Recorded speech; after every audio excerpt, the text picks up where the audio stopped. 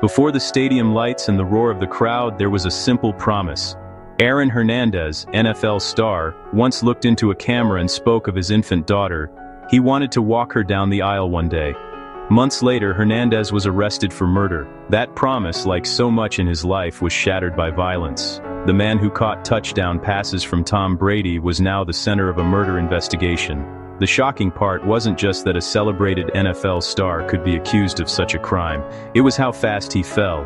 One moment, a hero with a $40 million contract. The next, led from his mansion in handcuffs. The public couldn't reconcile the smiling athlete with the stone-faced suspect. The victim, Odin Lloyd, a semi-pro football player, dating Hernandez's fiance's sister. Lloyd was found shot multiple times, just a mile from Hernandez's home. The investigation quickly zeroed in on Hernandez, a man whose life was supposed to be about glory, not guns. This is more than a crime story. It's about the collision of two worlds, professional sports and a hidden world of violence. For a long time, Hernandez kept them separate, but eventually, they collided in the most tragic way. The question that would haunt everything: how did it come to this? Aaron Hernandez was born to be a football star in Bristol, Connecticut. Bigger, faster, and more aggressive than anyone else, he was pushed hard by his father, Dennis, a local sports legend. When Aaron was 16, his father died unexpectedly. The anchor was gone and his life began to drift. He was still a phenomenal athlete, recruited by top colleges, and chose the University of Florida, where he became a champion. But off the field, trouble brewed. Failed drug tests, bar fights, and a shooting incident. The NFL knew the risks. Many teams passed, but the New England Patriots took a chance, believing their culture could save him. Paired with Rob Gronkowski, Hernandez became a star and signed a massive contract, with a promise to change. He looked owner Robert Kraft in the eye and swore he'd leave his old life behind. But even as he caught touchdowns, he couldn't cut ties with his past. The storm that began in his teens was only getting closer. Hernandez lived a double life, NFL star by day, haunted by old loyalties by night. The Patriots hoped structure would save him, but the cracks only deepened. The warning signs were there, but talent overshadowed them. The collision course was set. The fall would be devastating. When Hernandez was arrested, his new huddle was a courtroom, not a football field. Charged with first-degree murder, he was now known for violence, not athleticism. His legal team, led by Jose Baez, faced a mountain of circumstantial evidence. Cell phone records, text messages, and surveillance footage showing Hernandez with what looked like a gun. The defense argued Hernandez was a witness, not a killer, caught in the wrong place at the wrong time. They blamed his friends Ortiz and Wallace, painting them as unpredictable and dangerous. The public was divided. Some saw a privileged athlete above the law, others clung to the image of the smiling star. The trial became a national obsession, blurring the lines between sports, celebrity, and justice. Every detail was dissected on talk shows and social media. The stakes were enormous. The outcome would define Hernandez's legacy. The trial began in January 2015, turning the Fall River Justice Center into a media circus. Inside, tension was palpable. Two families, Hernandez's and Lloyd's, sat on opposite sides, forever changed. Ursula Ward, Lloyd's mother, attended every day, a silent reminder of what was at stake. The prosecution opened with a chilling account of Lloyd's final hours, arguing this was a calculated execution, not a random act. They painted Hernandez as the orchestrator. The defense countered, Hernandez was a frightened young man, not a mastermind. They shifted blame to Ortiz and Wallace, insisting Aaron was caught in a terrible situation. The battle lines were drawn. The courtroom became a stage for grief, anger, and the search for justice. Every word, every glance was scrutinized. The city and the nation watched, waiting for answers. The trial was more than a legal battle. It was a public reckoning. Over 9 weeks, the jury saw thousands of exhibits, surveillance videos, cell phone data, and text messages.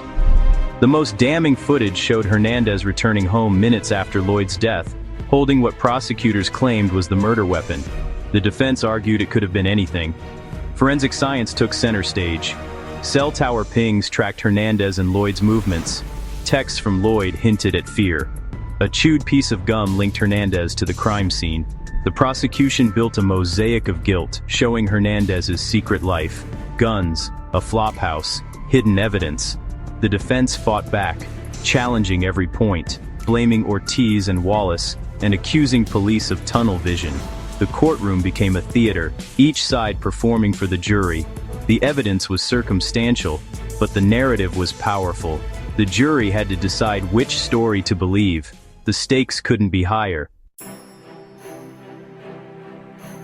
The prosecution's star witness was Cheyenne Jenkins, Hernandez's fiancée and mother of his child. Her sister was Odin Lloyd's girlfriend. Caught between love and loyalty, Cheyenne was granted immunity and forced to testify. She admitted Hernandez told her to dispose of a heavy box after the murder, claiming she didn't know what was inside. The prosecution pressed her, but she held firm, helping the case, but not directly implicating Hernandez. Her testimony suggested a cover-up. Why dispose of a box if he was innocent? Combined with surveillance footage, it was a powerful narrative. Cheyenne's loyalty was torn, her testimony a central drama within the trial. The jury saw a man taking steps to hide the truth. Even without the murder weapon, the prosecution's case grew stronger. Cheyenne's choice became a turning point. After 2 months of testimony, the jury deliberated for 7 days. The tension was unbearable, as families waited for the verdict. On April 15, 2015, the jury found Aaron Hernandez guilty of first-degree murder. Hernandez collapsed. His family wept. Across the aisle, Odin Lloyd's mother found bittersweet justice. Guilty on all counts, Hernandez faced life in prison without parole.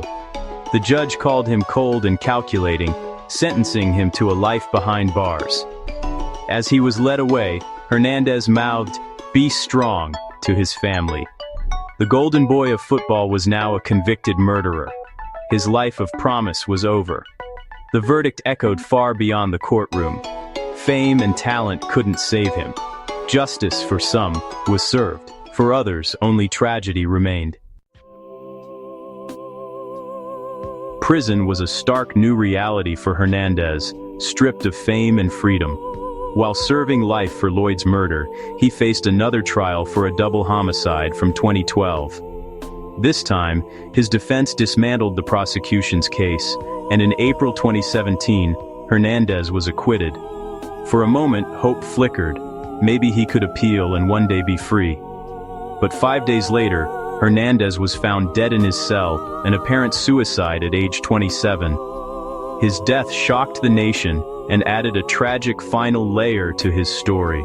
Legally, his conviction was briefly voided, but later reinstated. The final act left more questions than answers. Was it despair or something deeper? The story didn't end with a verdict, but with a solitary act in a prison cell. The tragedy was complete. Was Aaron Hernandez a victim of bad luck or bad choices? The answer is tangled. He lost his father young, grew up in a culture of violence, and had talent that let people overlook his flaws. But he made choices, keeping dangerous friends, living a double life, and ultimately, being in that car with Odin Lloyd. The jury believed he chose violence. Every step, he faced forks in the road and chose the darker path. His trial was a battle between fate and free will. In the end, his choices outweighed his luck. Hernandez's story is a cautionary tale about the weight of decisions and the darkness behind fame. It forces us to ask, was his fate sealed by tragedy or by his own hand?